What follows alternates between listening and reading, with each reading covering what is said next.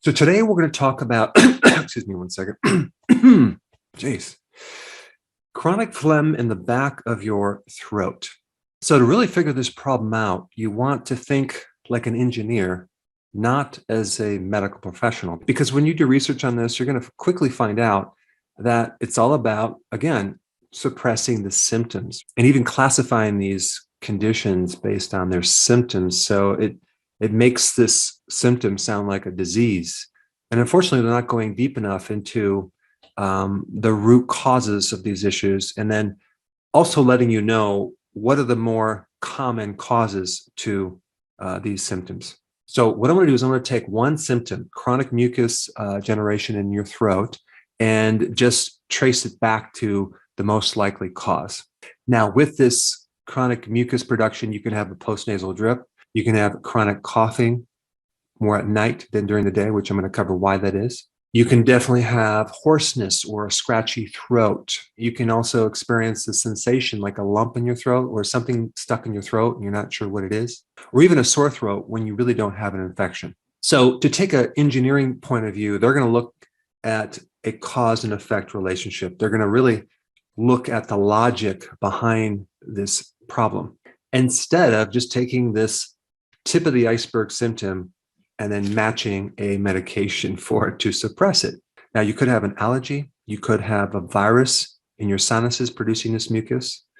But a more likely cause would be something related to two other symptoms, which I'm going to get to the root cause, but one would be GERD, which stands for gastroesophageal reflux disease, where you have acid coming up through this valve at the top of the stomach and it's coming up through your esophagus. Or this other condition called LPR, that stands for laryngopharyngeal reflux.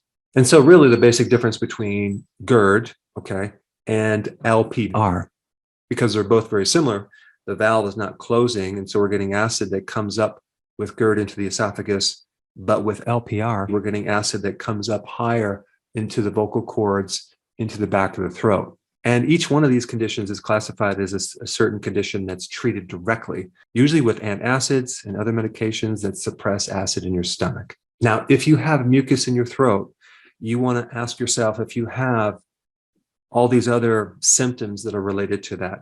So with GERD, you would have heartburn, you would have belching, you would have regurgitation, you're going to have excess mucus, throat irritation, you're going to have a lump in your throat. Difficulty breathing, because when there's acid that comes up through your throat, your ability to get oxygen dramatically decreases. So you'll have difficulty swallowing, sometimes postnasal drip with that. And it's worse when you're lying down at night because that valve, again, is not closing correctly. And you may have food allergies, which I'll talk more about that. And then with this other condition called LPR, you're going to get a lot of those symptoms, but you also may have like a metallic taste in your mouth, and more irritation in your vocal cords, like hoarseness when you're trying to talk. Now, before I go deeper into the root cause of these issues, I want to just talk first about some of the treatments, which can even cause the condition and aggravate the condition even more. For example, antacids, a big side effect would be constipation, even acid reflux. And then you have these other medications that are work a little bit differently. They're called PPIs, protein pump inhibitors. So they basically stop the enzymes that are producing acid. And they also have side effects of constipation, gas, risk for stroke, risk of getting C. diff, which is an infection because it's a pathogen, palpitations, and even high blood pressure. Then you have another side effect called hypergastrinemia. Now, what is that? That is too much gastrin, which is going to cause too much acid in your stomach. So here you are trying to get rid of your acid by taking a solution that's giving you more acid. Doesn't make sense at all. Another problem with these treatments is that they will remove acid, and now you're going to have a difficult time absorbing minerals like calcium and magnesium. So now we have a problem with bones, muscles, and the list goes on and on and on. But of course, there's other solutions too. You can get a surgery. You can tighten this valve even more, but there are some slight minor complications like inability to belch anymore or burp, increased gas in your digestive system, a greater need for more antacids and those PPIs that I just talked about. So ultimately, the optimum solution to something should not give you a bigger problem than you started out with, right? So let's talk about the most likely cause of this valve not closing, giving you this GERD or LPR. Not too much acid, it would be an acid deficiency, low hydrochloric acid. When the acid or concentration of acid in your stomach is lower, the valve doesn't close that properly. In fact, it can open up. But when the acid starts increasing, when you start digesting things like proteins, the top of the valve should close very, very nice and tight if everything is working correctly. So the root cause of this valve not closing is basically you don't have enough acid in your stomach, and that is the underlying reason. And because you have acid reflux, you're thinking, wow, I have too much acid. I need to get rid of this acid. So I'll take an antacid or I will do something to reduce the acid. But the root cause is actually you don't have enough acid. Now, hydrochloric acid in your stomach is a very important fluid for many different things, especially within your immune system. One of the purposes of this very strong acid, which should be between 1 and 3, is to kill pathogens. Believe it or not, your stomach is very sterile, okay? Nothing can live because that acid is so strong. And this is one of the barriers that your body puts up in the immune system. Because if we can kill pathogens that come from our food into the stomach and prevent them from going down to the rest of the tract, we have a very good defense against these pathogens. But if we have weak acid in the stomach, pathogens can escape and get into the system and create all sorts of problems in the lower part of the digestive system. And even in the small intestine, you can get what's called small intestinal bacterial overgrowth. And that occurs because you didn't kill the microbes at the stomach level. Another very important purpose of this hydrochloric acid is to break down proteins, fully. Okay, so if you don't have enough acid in your stomach, you'll get incomplete protein digestion and start to create stress in the other parts of the digestive system because they have to produce more enzymes and they have to do different things lower in the tract, and that throws off your whole digestion. Now, if we compound this with inflammation, okay, in the gut, and you have something called leaky gut syndrome, these proteins go right into the little holes where you have leaky gut, and your immune system starts creating antibodies against these proteins. And that's the start of autoimmune diseases. That's the start of an allergy. And then the third reason why we need this hydrochloric acid in our stomach is in your ability to absorb minerals, okay? So without that pH, the minerals don't travel into the body that well. So this is one of the underlying reasons why people are anemic or they have mineral deficiencies. They cannot absorb minerals, calcium, magnesium, potassium, zinc, iodine, all these minerals. But also this strong pH triggers things in your pancreas to release certain enzymes, as well as in your gallbladder to release bile. So without this concentrated hydrochloric acid in the stomach being at what pH it should be, boy, the entire digestive system starts to go downhill real fast. And on top of everything else, the sensing mechanism doesn't allow that valve to close tightly. And then the acid starts regurgitating. You may even get regurgitation of the bile up into the stomach, and both hydrochloric acid and bile can then regurgitate up through the esophagus, up into your throat. And this irritates the back of the throat and puts you in a constant state of mucus protection. That mucus is trying to be formed in an attempt to protect against this strong acid that is dissolving your tissues. So what I'm talking about is the most likely root cause of this mucus production, this chronic irritation in your throat that makes you cough. So now that we know that, the solution is very simple because we don't want to necessarily suppress the symptom.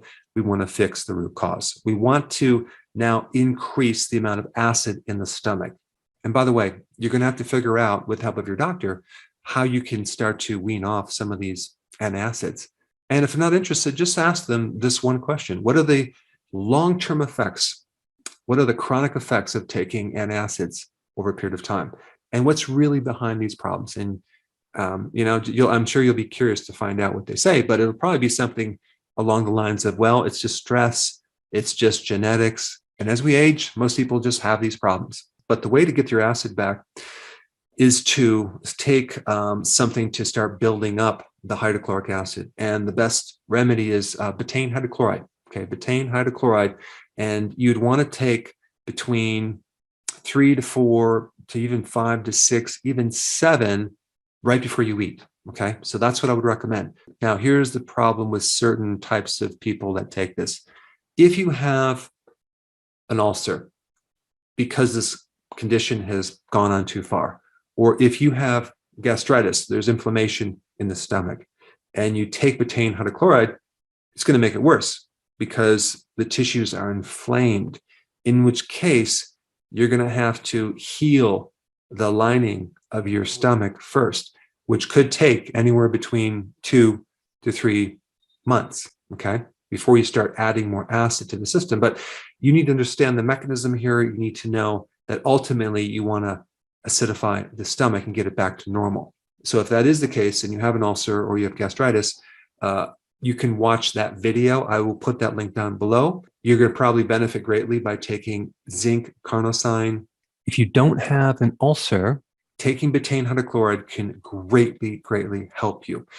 In addition to that, there's other things you need to do because the foods that you're eating probably are not helping you. And the biggest offender for this problem is grains, okay, grains. Now, what's wild is that if you look this up, they will tell you to consume grains to improve your acid reflux. But in reality, you're going to find that makes a lot worse. There's a lot of things in grains that are inflammatory, okay, that create sensitivity, allergies, autoimmune conditions, even lower your immune system, and dump a lot of omega-6 fatty acids into the system. A typical grain has like 20 or more times the omega-6 than it does the omega-3, which are anti-inflammatory.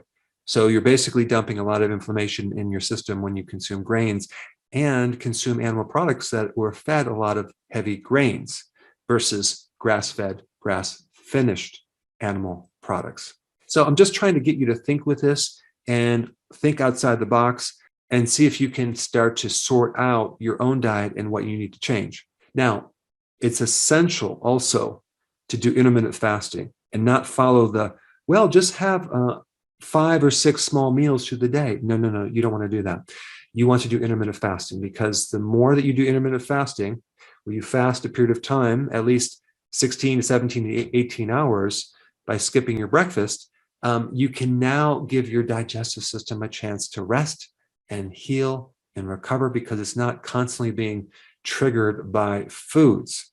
Now, another big cause of this entire problem, and I'm talking about low stomach acids and a lack of bile salts, okay, which can inhibit your ability to digest fats, is a vegan diet, okay? When someone's a vegan, many times they consume a lot of grains and a lot of foods that tear up their digestive system. And they don't consume a lot of animal fats. And because they're not consuming a lot of animal proteins, they might not have the triggering of this hydrochloric acid. So the combination of all these inflammatory foods and also the missing nutrients that are in a vegan diet can create havoc on your digestive system. Now, that being said, there is a correct way to do a vegan diet. So I'm not opposed to doing it correctly, but I am opposed to doing it with all the different fake meats and the soy protein isolates and the grains and the sugar, etc., etc. Now, I hope there were some good takeaways from this video, but I think the next most important video for you to watch would be on hydrochloric acid. Check it out. I put it right here.